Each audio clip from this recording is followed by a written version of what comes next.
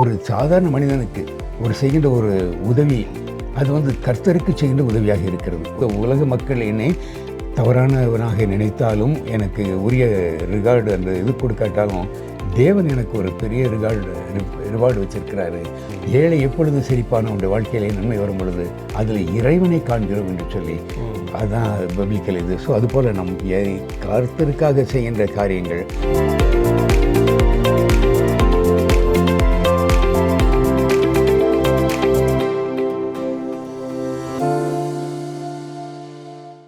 அடையாளம் காட்டும் வாழ்க்கை முறை, life style that defines your identity. இந்த தலைப்பில் நம்ம பேச இருக்கிறோம். நம்ம நிகழ்ச்சிக்கு போவோமா? ஷூர், கண்டிப்பாக. முதலாவது உங்களிடத்தில் கேட்க விரும்புகிற கேள்வி, உண்மையான அடையாளத்தை பற்றி நான் பேசலான்னு இருக்கிறேன். இப்போ பொதுவாக ஜனங்க நம்மளை பற்றி சொல்லும் போது, அடையாளம் காட்டும் போது, இவங்க ஒரு டீச்சர், டாக்டர், மேனேஜர், பாஸ்டர், இல்லை டிரைவர், ஏதோ நம்ம செய்கிற வேலையை வச்சு தான் நம்மளை அடையாளம் கண்டுபிடிப்பாங்க. ஆனால் பிறருக்கு ஒளியாய் இருங்கள் என்று சொல்லும்போது அது உங்கள் குணத்தை பற்றி சொல்லுகிறது இல்லைங்களா? உங்கள் வேலையை விட உங்கள் குணம் உங்களை எப்படி அடையாளப்படுத்த முடியும்? சரி, ரொம்ப மிக முக்கியமான ஒரு கேள்வி. இதுக்கு நான் பதில் சொல்லணுன்னாக்கா ஒரு சின்ன லைவ் எக்ஸாம்பிளை சொல்லிடுறேன். நான் இந்த பேங்கிங் இண்டஸ்ட்ரியில் வந்த பொழுது அநேக இடங்களுக்கு ட்ரான்ஸ்ஃபர் ஆகி போயிருக்கிறேன். கொஞ்சம் சில டூரிங் 90s நான் ஒர்க் பண்ணது இந்த பெங்களூர் சிட்டியில் பென்சன் டவுன் என்கிறதான ஒரு பிரான்ச்சில் மேனேஜராக இருந்தேன். அந்த இடம் ரொம்ப நல்ல posh area. IAS officers, IPS officers, coffee board chairman போன்ற பெரியவங்க இருக்கிற ஒரு பிரான்ச் அது. அதனால் பெரிய பெரிய ஆளுங்க வந்து போயிட்டுருப்பாங்க. கர்த்தர் எனக்கு அந்த ஒரு நல்ல சிலாக்கியத்தை கொடுத்தார். அதே சமயத்திலே ஒரு நாளிலே நடந்த ஒரு சம்பவம், இந்த பெரிய பெரிய ஆளுங்களாம் வந்துட்டு போகிறாங்க. அதே சமயத்தில் ஒரு துப்புரவு பணியாளர் ஒருவர் அடிக்கடி உள்ளே வருவதும் போவதுமாக இருந்தார். அதை நான் பார்த்துட்டே இருந்தேன் என்னுடைய சேம்பர்லேருந்து. எதுக்கு இவர் இப்படி வந்து போயிட்டு யார்ட்டையும் பேச வர மாட்டார், கொஞ்சம் ஹெசிடேட் பண்ணிகிட்டே இருக்கிறாரு அப்படின்னு சொல்லிட்டு கொஞ்சம் நேரம் கழித்து கொஞ்சம் கூல் டவுன் ஆன உடனே பியோனை கூப்பிட்டு, அந்த நபரை என் ரூம் கூட்டாப்பா அப்படின்னு சொல்கிறேன். அவர் கூப்பிட்டு வந்த உடனே அவருக்கு ரொம்ப சந்தோஷம். வரும்பொழுதே வெளியில் செருப்பெல்லாம் கலத்தி போட்டுட்டு உள்ளே வந்தார். உள்ளே வந்த உடனே நான் கேட்ட முதல் கேள்வி, நீங்கள் வர முன்னால் அங்கே வெளியில் என்ன செஞ்சீங்க அப்படின்ட்டு. செருப்பை கலத்தி போட்டு வந்தேன். முதல்ல அதை போட்டு வாங்க, இது ஒரு தேவன் வாசம் செய்கிற ஆலயம் இல்லை, உங்களை போல் உள்ள ஒரு மனுஷங்க. நான் எனக்கு இன்று ஒரு பொசிஷன் இருக்கிற, அதனால் நான் மனிதனை தான், தாராளமாக நீங்கள் செருப்போட வாங்க அப்படின்னு. வந்த உடனே செருப்பை போட்டு வந்தார். கையை கட்டிட்டு நின்னார். கையை கட்ட வேண்டாங்க, உங்களுடைய தேவை என்கிட்ட சொல்கிறதுக்காகத்தானே அந்த பேங்க்கில் என்னை மேனேஜராக வச்சுருக்குறாங்க. You're one of the customer, நீ வாங்க உட்காருங்க அப்படின்னு சொல்லிட்டு ஒரு எதிர் உள்ள சோஃபாவில் உட்கார சொன்னால் மணிக்கிட்டு தான் உட்காந்தார். தைரியமாக உட்காருங்க, நல்லா உட்காருங்க, இப்போ சொல்லுங்கள் வாட் இஸ் யுவர் ரெக்யர்மெண்ட் அப்படின்னு சொன்னேன். கேட்ட உடனே அவர் ஒரு அந்த நாட்களில் 5000 10,000ங்கிறது பெரிய அமௌண்ட்டு 90s. எனக்கு ஒரு 10,000 ரூபாய் ஒரு திருமணத்துக்காக, இந்த மகளுடைய திருமணத்திற்காக வேண்டியது இருக்குது. அதுக்கு வெளியிடங்களில் போனாலும் அதிகமான லோன் இன்ட்ரெஸ்ட் போடுறாங்க, பேங்க்கில் ஹெல்ப் பண்ண முடியுமா அப்படின்னு சொன்னோன்னே, கண்டிப்பாக பேங்க் ஹெல்ப் பண்ண முடியும். உங்களுடைய சேலரி எந்த பேங்க்கில் கிரெடிட் ஆகுதுன்னு பாருங்கள், அங்கே உள்ள மேனேஜர்கிட்டருந்து ஒரு லெட்டர் வாங்கிட்டு வாங்க, மாதம் இவ்வளவு ரூபாய், ஒரு 500 ரூபாயோ ஒரு அமௌண்ட்டு எங்களுடைய அந்த நான் ஃபிக்ஸ் பண்ணி கொடுப்பேன், அந்த அமௌண்ட்டை உங்களுடைய லோன் அக்கௌண்ட்டுக்கு ட்ரான்ஸ்ஃபர் பண்ணுறதுக்காக ஒரு லெட்டர் வாங்கினுங்க அப்படின்னு சொல்லி சொன்ன உடனே, சரி சார், ஒருவேளை அவர் அந்த மாதிரி லெட்டர் கொடுக்காட்டி என்ன சொல்லுங்கள், அது கொடுக்காட்டி அதுக்கு பிறகு நானே எங்கள் பிரான்ச்சிலேருந்து போட்டு கொடுக்குறேன், உனக்கு கவலைப்படாதீங்க அப்படின்னு சொல்லிட்டு போன உடனே அவர் போகும்பொழுது அந்த வாசல் என்னன்னு சொல்கிறாரு, ஐயா நீங்கள் லோன் கொடுத்தாலும் பரவாயில்ல கொடுக்காட்டாலும் பரவாயில்ல, இவ்வளவு அன்பாக பேசுனீங்களே, எனக்கு உள்ளே வர்றதுக்கு பயந்துட்டு இருந்தேன், இவ்வளோ அன்பாக பேசுனதே எனக்கு இதாகிடுச்சு. இதெல்லாம் ஒன்றும் பெரிய காரியம் இல்லை, உங்களுடைய வாழ்வின் தேவைகளை சந்திப்பதற்கு இப்படிப்பட்டதான ஒரு ஆப்பர்ச்சுனிட்டி எனக்கு கடவுள் கொடுத்துருக்கிறாரு, டோன்ட் வரி, நீங்கள் தாராளமாக போயிட்டு வாங்க அப்படின்னு சொன்னேன். இதன் மூலமாக என்னன்னாக்கா, நமக்கு ஒரு பொசிஷன் அல்லது ஒரு ஐடென்டிட்டி நமக்கு கொடுக்கும் பொழுது அதை எந்த அளவிற்கு நாம் அதை சரியான முறையில் அதை ரைட் பர்சனுக்கு, பெரிய பெரிய ஆட்கள் வரும்பொழுது அவங்களை நல்லா உட்கார வச்சு ரொம்ப அழகாக நம்ம பேசி அவங்களோட டிஸ்கஸ் பண்ணுவோம். அதே சமயத்தில் இப்படிப்பட்ட சமுதாயத்தில் கொஞ்சம் ஃபைனான்ஷியல் எக்கனாமிக்கலி டவுன் ட்ராடனாக இருக்கிறவங்களையும் ஒரு என்கரேஜ் பண்ணுற அளவுக்கு நாள் வார்த்தை பேசி அவர்களோடு சமாதானமாக இது பண்ணாலே அதே ஒரு பெரிய ஆசீர்வாதமாக இருக்கிறது. அதே அவர் அந்த நபருடைய வாழ்க்கையிலே அவர் ரொம்ப அதுக்கு பிறகு கடைசியில் பார்க்குறவங்கெல்லாம் சொல்லி என்னை சல்யூட் பண்ணுவார்.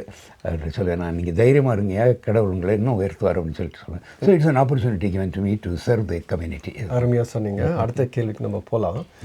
ஒருவர் உங்கள் வாழ்க்கையை ஒரு வாரம் கவனித்தால் நீங்கள் யாருன்னு புரிஞ்சுக்க முடியுமா? அல்லது நம்ம பேசுகிற வார்த்தைகளை விட நம்முடைய செயல்கள் நமக்கு அடையாளம் காட்டுமா? அதை பற்றி கொஞ்சம் சுருக்கமாக சொல்ல முடியுமா? கரெக்டு, நீங்கள் சொன்னது கரெக்டு. ஒரு வாரம் கூட அல்ல, ஒரு சில நிமிடங்களிலே அல்லது ஒரு பர்டிகுலர் ஒரு இன்சிடெண்ட்லேயே கூட நம்ம நீங்கள் சொன்ன அதை நம்ம நிறைவேற்ற முடியும். நம்ம ஒரு சத்தம் இல்லாதபடி நம்மை அறிமுகப்படுத்த முடியும். அப்படிங்கிறதுக்கு ஒரு சிறிய லைவ் எக்ஸாம்பிள் என்னன்னாக்க, நான் வேலை பார்க்கின்ற இடத்துலேருந்து எங்கள் வீட்டுக்கு 12 கிலோமீட்ரு அந்த மெஜஸ்டிக்கில் உள்ள ஒரு இதில் தான் என்னுடைய ஆஃபீஸ் இருக்கும். வீட்டிலேருந்து 12 கிலோமீட்டர் நான் கார் ட்ரைவ் பண்ணி போயிட்டுருக்கும் பொழுது ஒரு இந்தியன் எக்ஸ்பிரஸ் சர்க்கிள்னு சொல்லிட்டு ஒரு சர்க்கிள் வரும். அந்த இடத்துல சிக்னல் இருக்கும், ரொம்ப பெரிய சிக்னல், டிராஃபிக் கன்ஜெஷன் அந்த நாட்களில் இருந்து இப்போது அதே மாதிரி தான் இருக்குது. 120 செகண்ட்ஸாவது அந்த இடத்துல மினிமம் ஒவ்வொரு வெஹிக்கிளும் இன்னும் தான் போக வேண்டியிருக்கும். நான் அதில் அந்த இடத்துல ஒரு ரெகுலராக வருவதும் போதுமாக இருப்பேன். ஒரு நாளில் அந்த இடத்துல 2 முறை அந்த 120 செகண்ட்ஸுக்கு போக வேண்டியது இப்போ ஹெவி டிராஃபிக் ஆகிட்டு. ஸோ அதில் நான் நிப்பாட்டி கொண்டு இருக்கும் பொழுது அருகிலே சைடில் இருந்து ஒருத்தர் யூஸ்வலாக வராங்க, பெக்கர்ஸ் அல்லது இவங்க லெப்ரஸ் இந்த மாதிரி ஆட்கள் ஓடி வருவாங்க. அந்த நிற்கிற அந்த 120 செகண்ட்ஸில் ஏதாவது அவங்களுக்கு நன்மை கிடைக்குமா, ஏதாவது ஒரு ஆஃபரிங் இது வாங்கலாமா அப்படின்னு சொல்லிட்டு அவங்க ஓடி வருவாங்க. ஒருவர் ஓடி வந்தார்.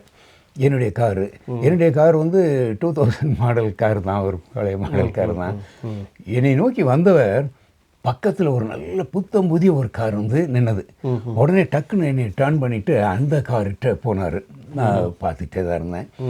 அந்த கார்கிட்ட போனோடனே அந்த காரினுடைய ஓனர் என்ன செய்கிறாரு, டிரைவிங் சீட்டில் இருந்துட்டு விண்டோவை ரைஸ் பண்ணுறாரு.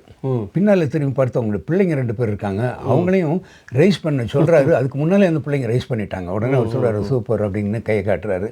இந்த மனிதன் டிஸப்பாயிண்ட் ஆகி ஒரு ஏமாற்றத்தோடு என் பக்கம் திரும்புகிறாரு. உடனே நான் என்னுடைய விண்டோவை திறந்து அவரிடத்துல ஒரு அமௌண்ட்டை கொடுக்குறேன். கொடுத்த உடனே அவங்க ரொம்ப சந்தோஷமாக வாங்கிட்டு போகிறாரு. இது முடிவல்ல இந்த இன்சிடெண்ட்டு, இது ஏதோ சேரிட்டபிள் நம்ம ஏதோ கொடுத்தோம்னு சொல்லிட்டு. ஆனால் இதை எனக்கு அருகில் இந்த சைடில் ரைட் ஹேண்ட் சைடில் ஒரு வாலிபன் சைக்கிளில் நின்றுட்டுருக்கான். அந்த தம்பி 2 இன்சிடெண்ட்டையும் பார்க்குறான்.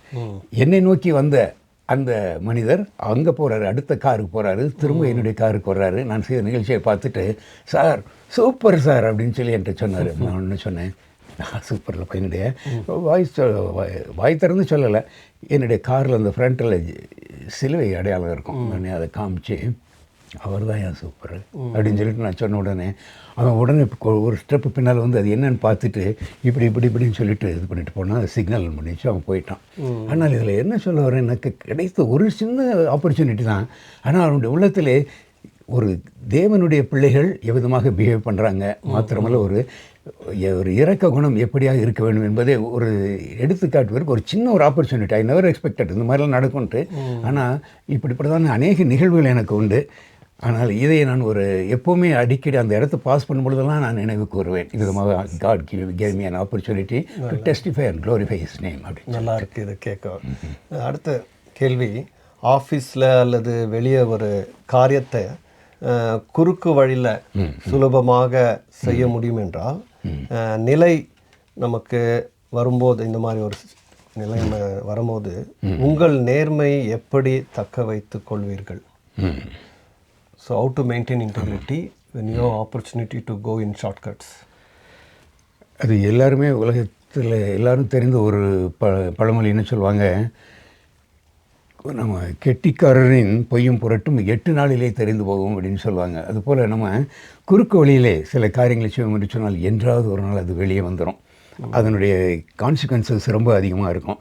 நான் இந்த ஒரு காரியத்திற்கு வேதத்திலிருந்து ஒரு காரியத்தை சொல்லலாம்னு நினைக்கிறேன். சொல்லுங்கள். ஒரு மனிதன் 2 ராஜாக்களின் புத்தகத்தில் ஆகாப் என்கிறதான ஒரு ராஜா இருப்பார்.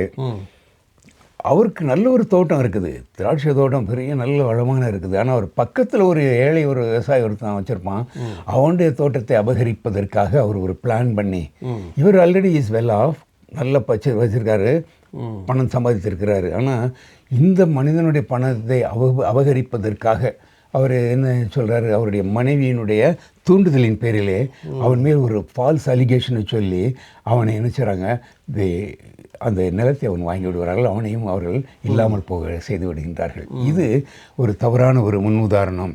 எனவே இந்த ஒரு பொய் சாட்சி சொல்லி அவனை இது பண்ணதுனால அவனுடைய ஒரு பெரிய சாபத்திற்குள்ளாகுகிற ஒரு காரியமாக அவருக்கு மாறுகிறது. ஏற்கனவே he is well off, further அவனுடைய வெல்த்தை இது பண்ணுறதுக்கு there are so many other ways and means. ஆனால் இன்னொருவனை பலி கொடுத்து அவனுக்குள்ளதை தனக்குள்ளதாக எடுத்துக்கொள்ளும் பொழுது தேவனுடைய பார்வையிலே அது நிச்சயமாக ஆண்டவருக்கு அவன் கணக்கு கொடுக்க வேண்டும். இது உடனடியாக அவனுடைய லைஃப்பில் கண் முன்னாலே கர்த்தராவுக்கு நியாயம் தீர்க்கின்ற தெய்வமாக இருக்கின்றார். எனவே குறுக்கு வழியிலே அல்லது தவறான முறையிலே நாம் மேலே வர வேண்டும் என்று சொல்லியோ அல்லது அபகரிக்க வேண்டும் என்று சொல்லி வருவதற்கு கர்த்தர் காண்கிறார். நான் என்னை காண்கிற தேவனுக்கு முன்பதாக நான் இவ்விதமாக தவறு செய்வேன் என்று சொல்லி யோசிப்பு சொன்னது போல ஆண்டவர் காண்கிறார். அந்த ஒரு உணர்வு இருந்தால் போதும், மனிதர்கள் விதமான காரியத்திலிருந்து தங்களை விலக்கி பாதுகாத்துக் கொள்ள முடியும்.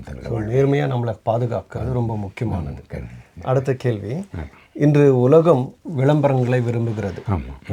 ஆனால் ஆடம்பரமான பேச்சை விட அமைதியான ஒருவரின் நற்குணம் எப்படி மக்கள் மனதில் ஆழமாக பதிகிறது? Why quiet character is more powerful than public figure? பொதுவாக அது திரும்ப ஒன்ஸ் அகெயின் என்னுடைய பேங்கிங் எக்ஸ்பீரியன்ஸ் வச்சு நான் சொல்லணுன்னாக்கா, நான் ரிட்டையர்ட் ஆன உடனே என்னுடைய பென்ஷன் டிராயிங் பிரான்ச் வந்து பான்ஸ்வாடியில் உள்ள ஸ்டேட் பேங்க் ஆஃப் இந்தியா. அங்கே நான் ஏற்கனவே நான் அந்த பேங்க்கில் இருந்ததுனால, அதில் ஹையர் போஸ்ட்டில் நான் இருந்ததுனால அங்கே உள்ள ஒவ்வொருவரும் எனக்கு நன்றாக தெரியும். மேனேஜர்லேருந்து அக்கௌண்டன்ட்டு, கிளர்க் எல்லாருமே எனக்கு தெரியும். போன உடனே சார்னு சொல்லிட்டு விஷ் பண்ணுவாங்க. போய்க்கிறேன். ஒரு நாள்லேயே நான் அங்கே போய் கொண்டு இருக்கின்றேன். எனக்கு ஒரு சின்ன என்னுடைய பாஸ்புக்கில் ஒரு சின்ன டிஸ்கிரிப்பன்சி, அதை நான் ரெக்டிஃபை பண்ணணும். வழக்கம் போல் நான் எப்பொழுதுமே நேரடியாக பிரான்ச் மேனேஜருடைய ரூம்கில் டக்கு நான் பாட்டுக்கு போயிடுவேன். அது தவறு தான் ஒரு வேளை. ஆனால் என்னுடைய because of my proximity to the particular bank industry நான் உள்ளே போயிட்டேன். புது மேனேஜர் அங்கே இருந்தார். அவர் என்னை பார்த்த உடனே ஒரு மாதிரி பார்த்துட்டு டக்குன்னு வாட்ஸ் ப்ராப்ளம் மாதிரி தர்ஸ் அ ஸ்மால் டிஸ்கிரிப்பன்சி அப்படின்னு சொன்ன உடனே go to the accountant and get it done அப்படின்னு சொல்லிட்டாரு. ரொம்ப கஷ்டமாக தான் இருந்தது. ஆனாலும் பரவாயில்ல. போகிறதுக்கு முன்பதாக அவருடைய ரூம் சேம்பரை விட்டு வெளியில் வர்றதுக்கு முன்பாக I want to introduce my self. ஏன்னா அடிக்கடி நான் வந்து போக வேண்டியிருக்கோம். அதனால் I am so and so என்னுடைய பெயரை சொல்லி இந்த மாதிரி ரிட்டையர்ட் பர்சன் அப்படின்னு சொன்ன உடனே, சார் ஒரு நிமிஷம் உட்காருங்க sir there was a sea of change in his attitude. உடனடியாக உட்கார வைக்கிறாரு. சார் உங்களை பற்றி நான் நிறையா கேள்விப்பட்டிருக்கிறேன், வெரி ஹானஸ்ட் பர்சன் சொல்லிட்டு. இதெல்லாம் எப்படி சார் முடிஞ்சது?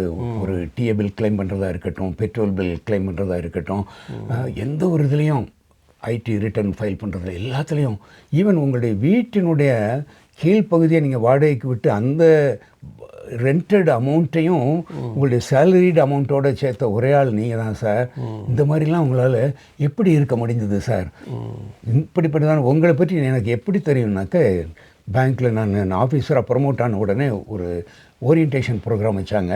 அதில் பல்வேறு விதமான பேங்கிங் பலவிதமான இதுக்கள் டிஸ்கஸ் பண்ணிவிட்டு கடைசி செஷன் வந்து இன்டெகிரிட்டி ஆஃப் த பர்டிகுலர் ஒரு ஆஃபீஸராக இருக்கிறவங்களே இன்டெகிரிட்டி எப்படி இருக்கணும் அப்படிங்கிறத சொல்லும் பொழுது உங்களுடைய பெயரை சொல்லி நீங்கள் செய்த உங்கள் ஆஃபீஸில் எந்தெந்த அளவிற்கு நீங்கள் நேர்மையாக நடந்து கொண்டிருக்கின்றீர்கள் என்பதை அந்த இடத்துல எடுத்து சொன்னாங்க.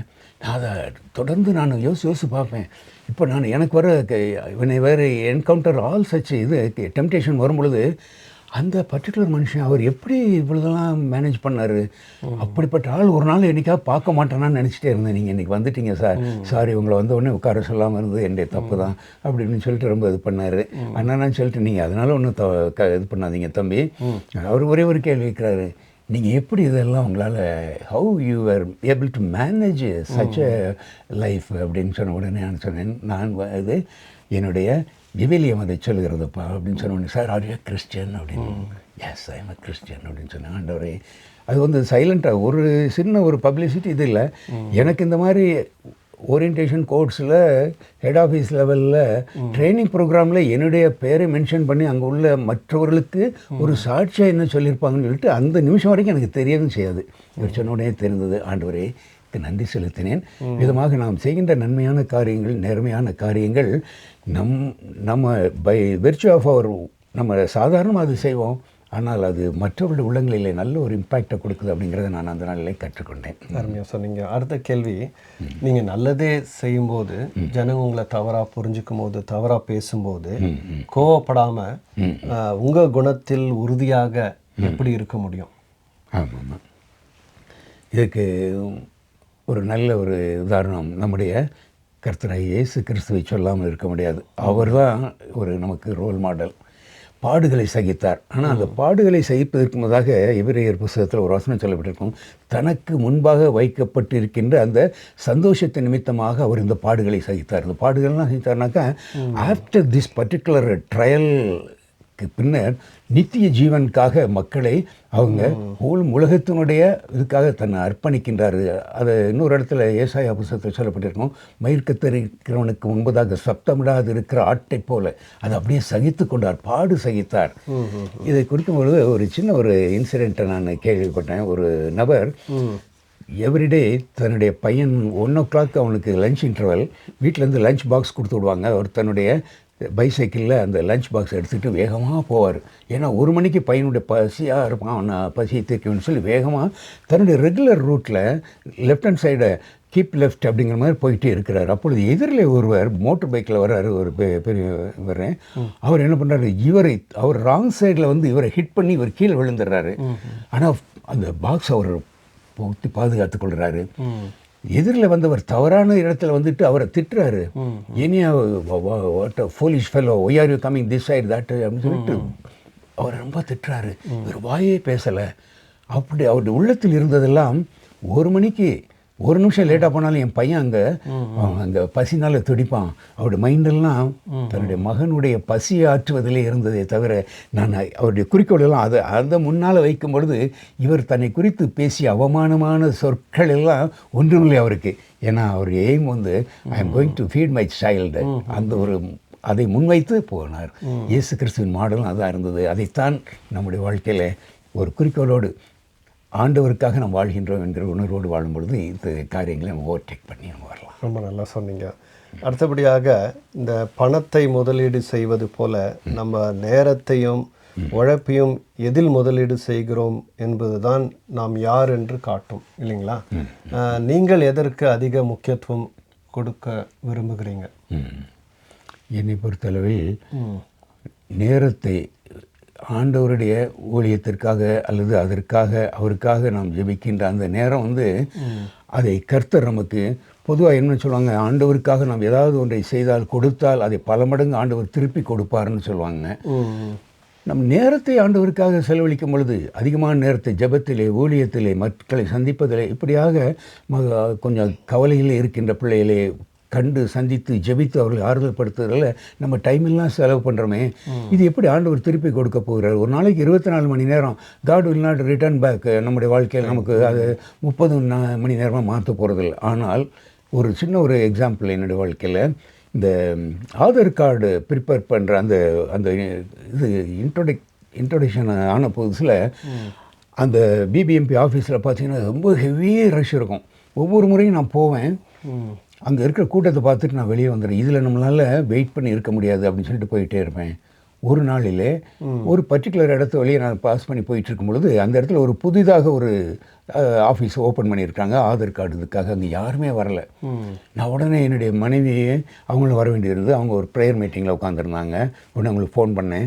ஒரு ஆட்டோ எடுத்துகிட்டு அப் அண்ட் டவுன் பேசிவிட்டு நேராக இந்த பர்டிகுலர் பிளேஸ்க்கு வந்துட்டு இந்த இடம் காலியாக இருக்குது, வேகமாக போகலாம் அப்படின்னு சொல்லிட்டு உடனே அவங்க வந்துட்டாங்க. 5 நிமிஷத்தில் ப்ரேயர் நடந்துகிட்டு இருக்குது. அவங்க நாங்கள் 10 மினிட்ஸில் வரேன்னு சொல்லிட்டு அதை பண்ணிவிட்டு ஓடி வந்துட்டாங்க.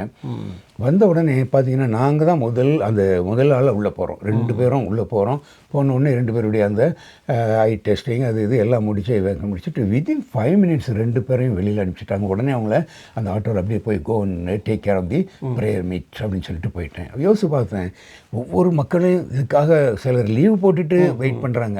ஆரம்ப காலத்தில் பார்த்தீங்கன்னா ரொம்ப பெரிய க்ரௌடாக இருக்கும்.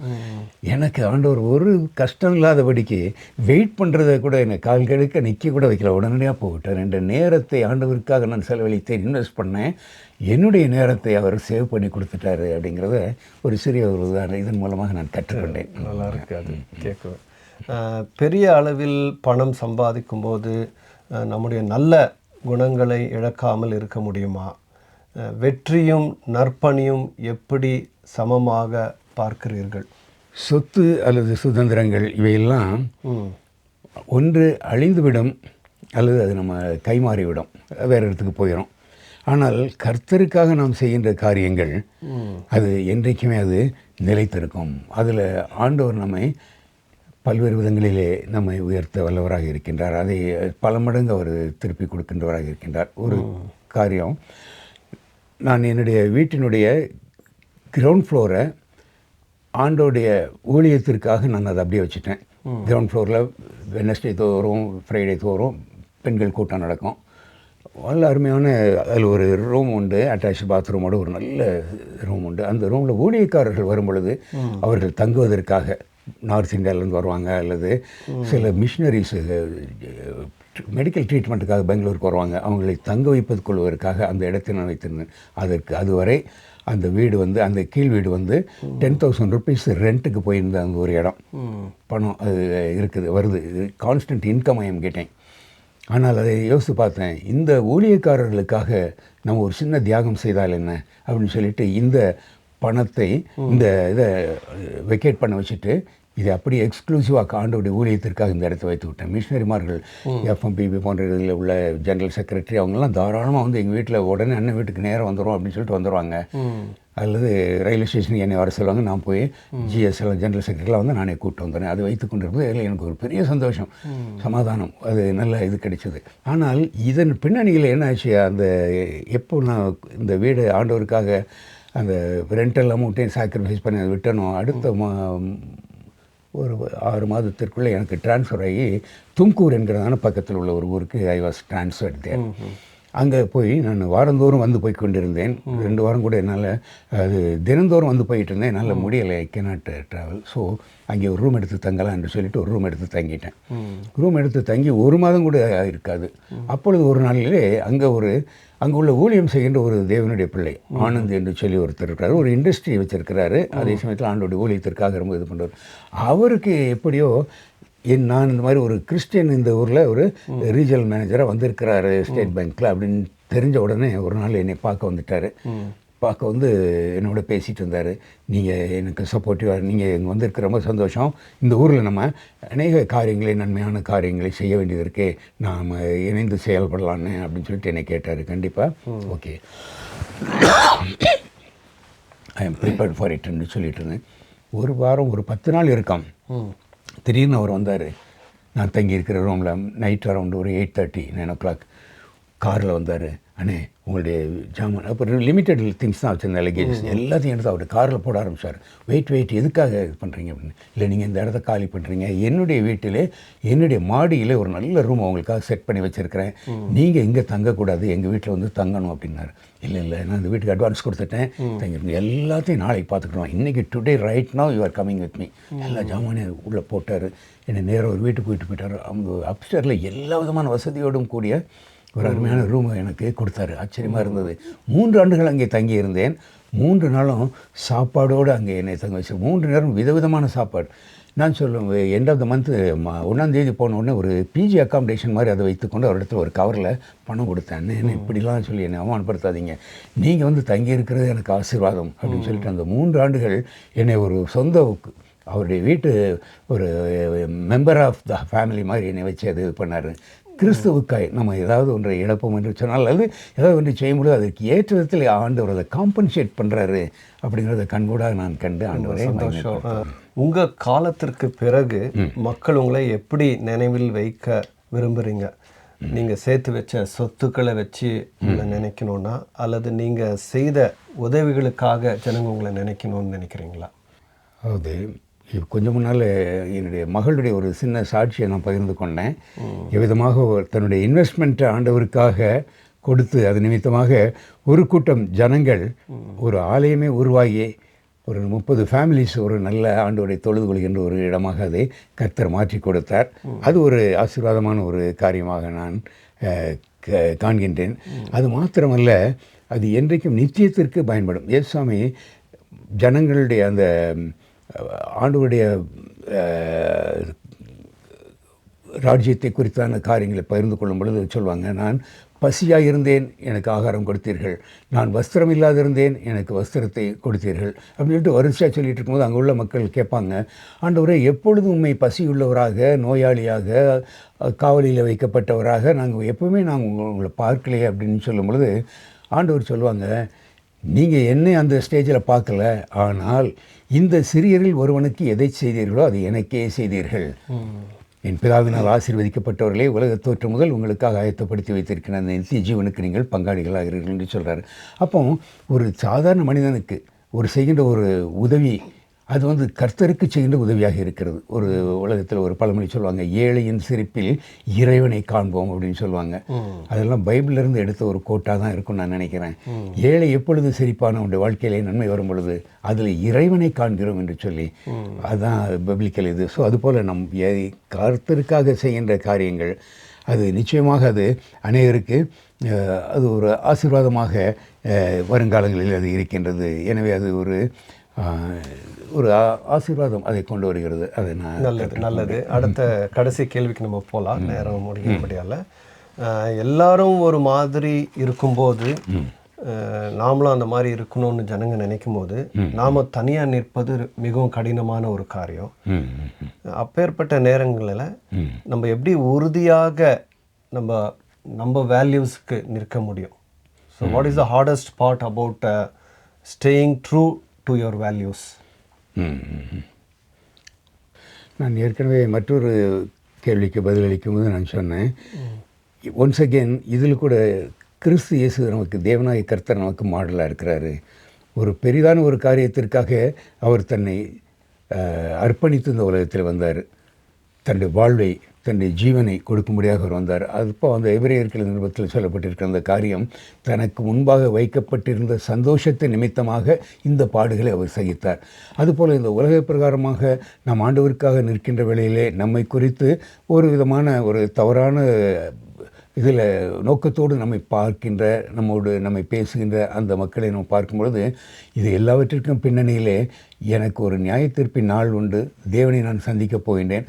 அது எனக்கு பெரிய சந்தோஷம். இந்த உலக மக்கள் என்னை தவறானவனாக நினைத்தாலும், எனக்கு உரிய ரிகார்டு அந்த இது கொடுக்காட்டாலும், தேவன் எனக்கு ஒரு பெரிய ரிவார்டு வச்சிருக்கிறாரு. அந்த ரிவார்டுக்காக நான் எல்லாவற்றையும் சகித்து கொள்ள, நான் எந்த நிலைமையிலும் மனரம்யமாக இருக்க, வாழ்விலும் தாழ்விலும் சுகத்திலும் துக்கத்திலும் மரணம் என்னை பிரியும், அவரோடு கூட நான் இதோடு வாழ்வதற்கு என்னை அர்ப்பணிக்கின்றேன் என்று சொல்லி எந்த நிலைமையிலும் மனரம்யமாக இருக்க நம்முடைய கர்த்தருடைய முன்மாதிரி நமக்கு கொடுக்கப்பட்டிருக்கிறது. அந்த வழியிலே கடந்து செல்லும் பொழுது இது எல்லாம் சிறிய காரியமாக மாறிவிடும். சரி, நீங்கள் என்ன சொல்ல விரும்புகிறீங்கன்னா, ஆண்டவரோட வார்த்தையை நம்ம மனதில் வைத்து இருக்கும் போது, அதை தியானிக்கும் போது அதுலேருந்து வருகிற பலத்தினால நம்ம இக்கட்டான சூழ்நிலைகளை நம்ம மேற்கொள்ள முடியும். ரொம்ப அருமையாக சொன்னீங்க. நேயர்களாகிய உங்கள் அனைவரும் சார்பிலும், ஃபீபா சார்பிலும் இவ்வளோ நேரம் எடுத்து நம்ம அதிலே கலந்துரையாடின மிஸ்டர் டேவிட் பாஸ்கரன் அவர்களுக்கு நன்றியினை தெரிவித்துக் கொள்கிறேன்.